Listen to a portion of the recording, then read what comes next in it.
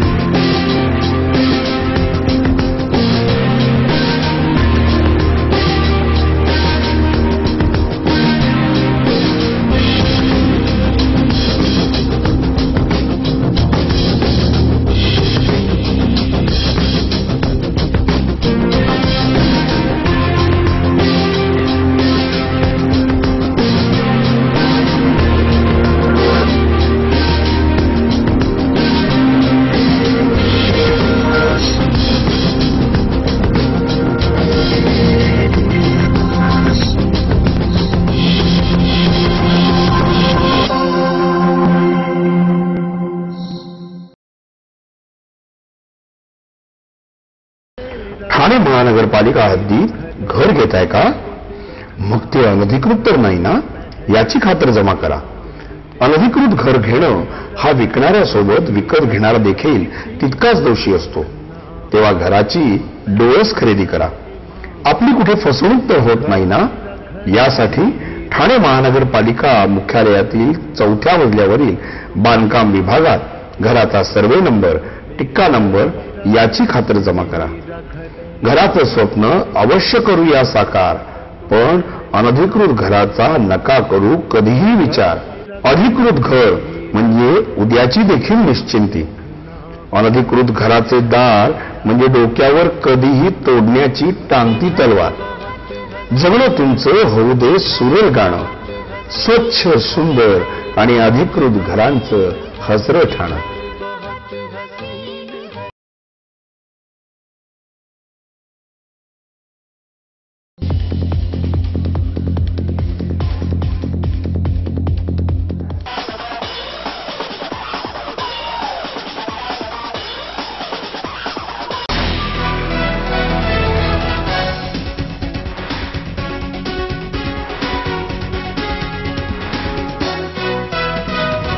S9च्या बातमीपत्रात आपलं स्वागत. माडा कॉलनीकडे जाणारा नाल्यावरील लाकडी पूल धोकादायक अवस्थेत. कठडे तुटल्याने होतोय विद्यार्थ्यांच्या जीवाशी खेळ. मुलुंड पूर्वेमधील संभाजी मैदान परिसरातील रस्त्यावरून म्हाडा कॉलनीकडे नाल्यावरून जाण्याच्या पुलाची दुरावस्था झाली आहे. हा पूल मोडकळीस आला आहे. त्या पुलाचे दोन्ही कठडे तुटलेले अशा अवस्थेत आहेत. तर अतिशय अरुंद असणाऱ्या पुलावरून दररोज शेकडो शाळकरी मुलांची ये-जा चालू असते. या परिसरात Waman Muranchand holy angel school, Indian education society high school, Dode Vidyalaya आणि लक्ष्मीबाई इंग्लिश स्कूल अशा 5 नामांकित शाळा आहेत. यातील शेकडो शाळकरी मुलं ही म्हाडा कॉलनीत राहतात. शाळेतून म्हाडा कॉलनीमध्ये जाण्यासाठी सर्व शाळकरी मुले सर्रास या नाल्यावरून जाणाऱ्या पुलाचा वापर करतात. शेकडो विद्यार्थ्यांची आणि सामान्य नागरिकांची वर्दळ असणारा हा पूल अत्यंत दुरावस्था अशी झाली आहे. त्याचे दोन्ही कठडे तुटलेल्या अवस्थेत असून प्रशासनाने तात्पुरता उपाय म्हणून बाजूला चालू असणाऱ्या बांधकामातील लोखंडी शिळा वापरून आपले अपयश झाकण्याचा केविलवाना प्रयत्न येथे केला आहे. या लोखंडी शिगाच्या आधारानेच पुलाला संरक्षित करण्याचा प्रयत्नही अपुरा पडत आहे. या पुलासाठी वापरण्यात आलेल्या लाकडी फळ्याही कुजलेल्या अशा अवस्थेत असून पुलावरून जाताना या फळ्या सरकत असल्याने येथे अपघात होण्याचा धोका निर्माण झाला आहे. मी या वामनराव मुलांजन शाळेत शिकत आहे. आम्हाला इकडे शाळेत यायला हा शॉर्टकट रस्ता आहे, त्यामुळे आम्ही इकडे येतो. पण इथे धोकादायक असल्यामुळे आणि रात्री लाईटही नसते, त्यामुळे इथे काही धोकादायक प्रसंग होऊ शकतात. त्यामुळे आमची सरकारला विनंती आहे की लवकरात लवकर हा पूल दुरुस्त करा. आमच्या शाळेला जाण्यासाठी हा शॉर्टकट आहे, पण रात्रीच्या इथे हा पूल ठेवला ना, त्यामुळे इकडे आपण पडू शकतो. रात्रीचं काय दिसू शकत नाही आणि बाजूला नाले सुद्धा आहेत, त्यामुळे जीव जाण्याचा खतरा सुद्धा होतो. पुलाला कठडे नाही आहेत, त्या दोन्ही कठडे तुटलेले आहेत, त्यामुळे अपघात होऊ शकतो मुलांचा पण. त्यामुळे मी सरकारला अशी विनंती करतो की लवकरात लवकर पूल दुरुस्त करावा. तसेच या धोकादायक अवस्थेत असलेल्या पुलावरून वीज वाहून नेणारी केबल रस्त्यावरच असल्याने अनेक नागरिकांना या केबलमुळे अडचणींना सामोरे जावे लागत आहे. 100 मीटर लांबीच्या पुलावर रात्रीच्या वेळी कोणतीही दिव्यांची व्यवस्था नसल्याने सायंकाळनंतर हा पूल अतिशय धोकादायक ठरत असल्याने याची दुरुस्ती ताबडतोब करावी अशी विनंती वामन मुरांजन शाळेतील इयत्ता 10वीत शिकणाऱ्या साक्षीने केली आहे. 4-5 शाळा आहे तिकडे आणि इकडून जाताना आम्हाला खूप प्रॉब्लेम होतो. सगळ्यांना सकाळी जायची खूप घाई असते, त्याच्यामुळे जास्त जण इकडून जाऊ शकत नाहीत. पूल लाकडाचा आहे, कोणी पडण्याची शक्यता असते. तर आम्ही विनंती करते की इकडून जाण्यासाठी चांगला पूल आणि लाईटची व्यवस्था करावी. व्हिडिओ जर्नलिस्ट अनिरुद्धसह कौस्तुभदार व्यास, S9 न्यूज, मुंबई. समाजसेवक विक्रांत कर्णिक यांचा आमदार प्रताप सरनाईकांविरोधात 5 कोटींचा अब्रू नुकसानीचा दावा. 3 वर्षापूर्वी उपवनमध्ये आमदार प्रताप सरनाईक यांच्या विहंग ग्रुप आणि संस्कृती युवा प्रतिष्ठानच्या वतीने दिवाळी महोत्सवाचे आयोजन करण्यात आले होते. मात्र या कार्यक्रमासाठी चोरून वीज घेण्यात आली असल्याची बाब कर्णिक यांच्या लक्षात येताच त्यांनी महावितरणाकडे याबाबत तक्रारही दाखल केली. त्यानंतर कर्णिक यांनी हे प्रकरण लावून धरले असता त्यांच्यावर प्राणघातक हल्ला देखील झाला असल्याची माहिती त्यांनी S9शी बोलताना दिली आहे. तसेच 1 लाखाची खंडणी व जातीवाचक शिवीगाळ केल्याने कर्णिक यांच्या विरोधात नौपाडा पोलीस स्थानकात खोटा गुन्हा प्रताप सरनाईक यांनी दाखल केला होता. या सर्व घटनेनंतर माझी बदनामी करण्याच्या अनुषंगाने सरनाईकांनी खोटी तक्रार दाखल केल्याने कोर्टात 5 कोटींचा दावा ठोठावल्याचे कर्णिक यांनी S9शी बोलताना सांगितले. 6 नोव्हेंबर 2010ला ओपनला एक संस्कृती प्रतिष्ठानतर्फे एक कार्यक्रम ठेवला होता, ज्याचे प्रमुख म्हणून ते प्रताप सरनाईक होते, आमदार आपले. तर तेव्हा आम्हाला कळलं की त्या कार्यक्रमात वीज चोरी होते, म्हणून आम्ही काही कार्यकर्ते तिथे गेलो आणि आम्ही ते सगळं शूट केलं. तर आम्हाला लक्षात आलं की तिथे त्या रेड बॉक्समधनं ते लोक संपूर्ण ती लाईटिंग घेतली होती, विदाऊट मीटर सगळं चालू होतं.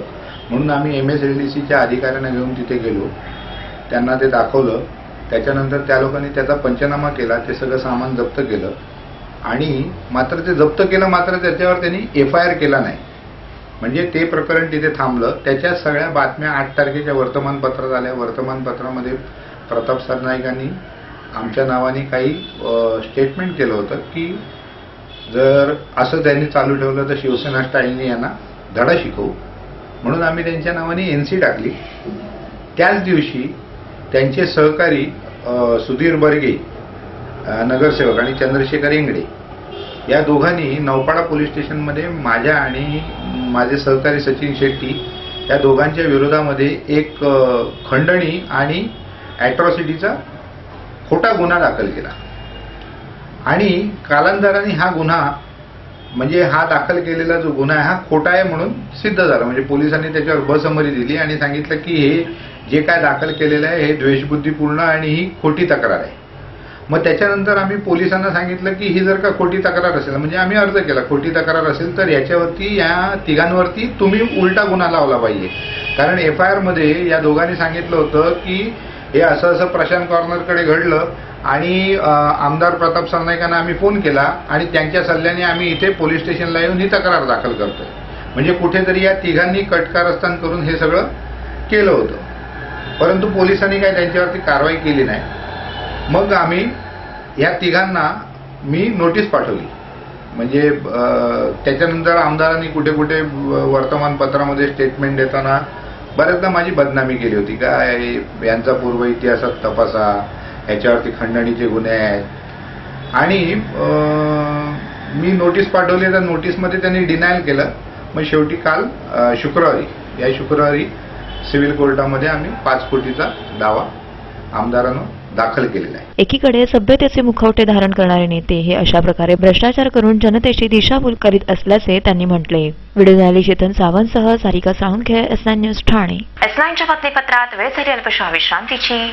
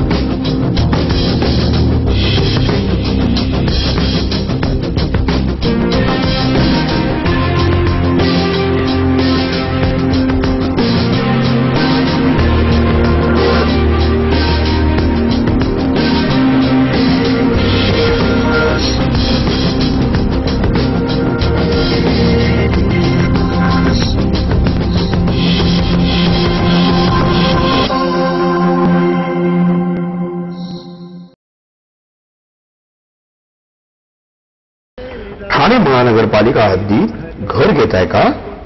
मग ते अनधिकृत तर नाही ना, याची खातर जमा करा.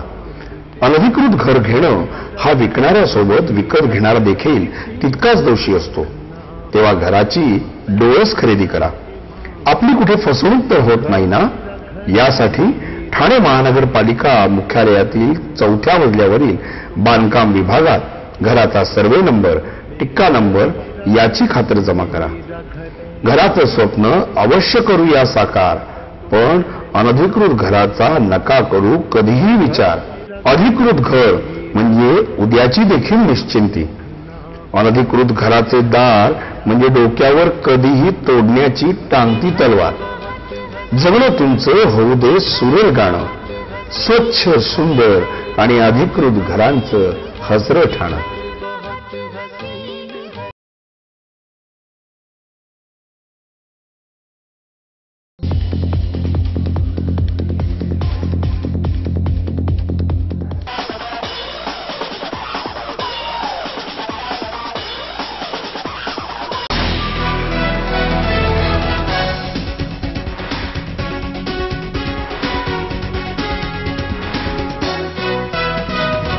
S9च्या बातमीपत्रात आपलं स्वागत.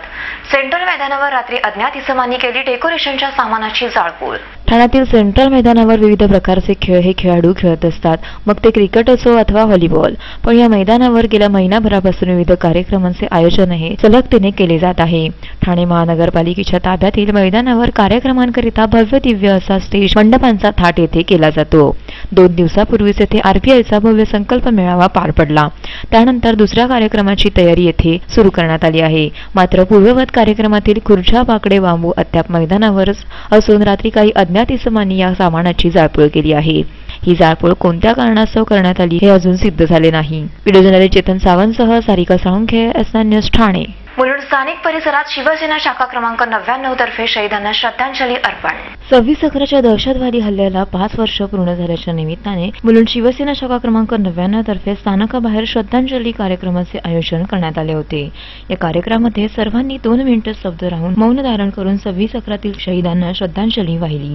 या कार्यक्रमात शिवसेनेच्या विविध पदाधिकाऱ्यांनी आपली उपस्थिती दर्शवली. या श्रद्धांजलीच्या कार्यक्रमाला नागरिकांचा उत्स्फूर्त असा प्रतिसाद लाभला. तर मेणबत्त्या लावून शहीदांना या प्रसंगी मुलुंड विधानसभेचे अध्यक्ष विलाससिंग राजपूत यांनी केवळ श्रद्धांजली न वाहता असा हल्ला पुन्हा होऊ देऊ नये याकरिता शिवसेनेतर्फे प्रयत्नशील राहू असे आश्वासनही S9शी बोलताना दिले आहे. आज या ठिकाणी मुलुंड शिवसेनेच्या माध्यमातून आम्ही हा श्रद्धांजली कार्यक्रम आयोजित केलेला आहे. पण श्रद्धांजली वाहण्यापेक्षा आम्ही या भ्याड हल्ल्याचा निषेध करण्यासाठी आम्ही इथे जमा झालेलो आहोत. या पाकिस्तानी लोकांचा आम्ही निषेध करण्यासाठी आम्ही इथे जमा झालेलो आहोत. आणि यापुढे आमचे सर्व शिवसैनिक, सर्व मुलुंड शिवसेनावाले हे नेहमी सतर्क राहतील आणि असा भ्याड हल्ला परत होऊ नये यासाठी सर्वांना सावधान करतील अशी मी अपेक्षा बाळगतो. आणि या सर्व शहीद लोकांना मी श्रद्धांजली देतो. शिवसेना महिला संघटक संध्या वडावकर यांनी या घटनेचा जितका निषेध करावा तितका थोडाच असून श्रद्धांजली वाहण्यासाठी आम्ही एकत्र आलो असल्याचे S9शी बोलताना सांगितले. आज 26/11 म्हणजे अतिशय वाईट दिवस आहे, काळा दिवस आहे आपला.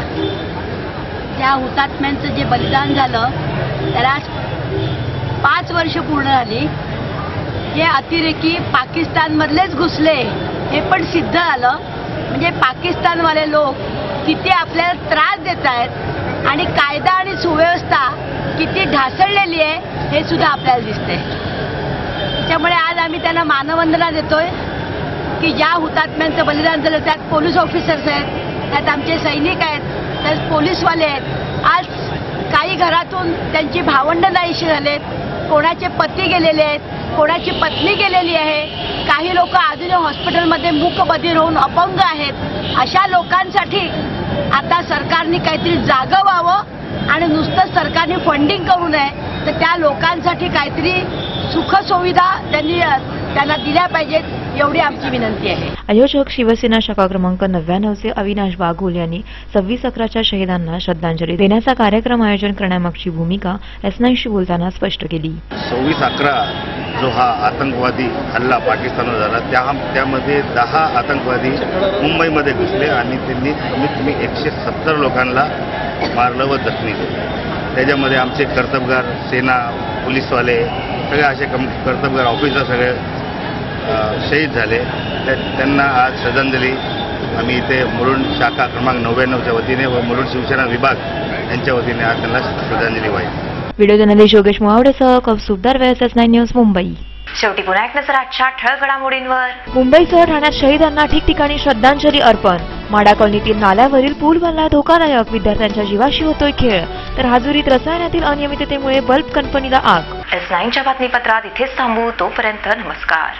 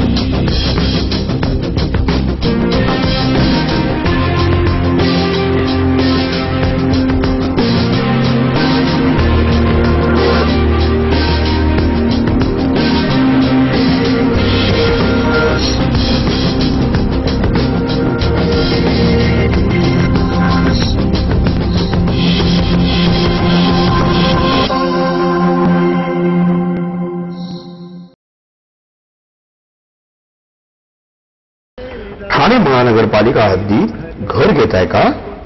मग ते अनधिकृत तर नाही ना, याची खातर जमा करा. अनधिकृत घर घेणं हा विकणाऱ्यासोबत विकत घेणारा देखील तितकाच दोषी असतो. तेव्हा घराची डोळस खरेदी करा. आपली कुठे फसवणूक तर होत नाही ना, यासाठी ठाणे महानगरपालिका मुख्यालयातील 4थ्या मजल्यावरील बांधकाम विभागात घराचा सर्वे नंबर, टिक्का नंबर याची खातर जमा करा. घराचं स्वप्न अवश्य करूया साकार, पण अनधिकृत घराचा नका करू कधीही विचार. अधिकृत घर म्हणजे उद्याची देखील निश्चिंती. अनधिकृत घराचे दार म्हणजे डोक्यावर कधीही तोडण्याची टांगती तलवार. जगणं तुमचं होऊ दे सुरेल गाणं, स्वच्छ सुंदर आणि अधिकृत घरांचं हसरं ठाणं.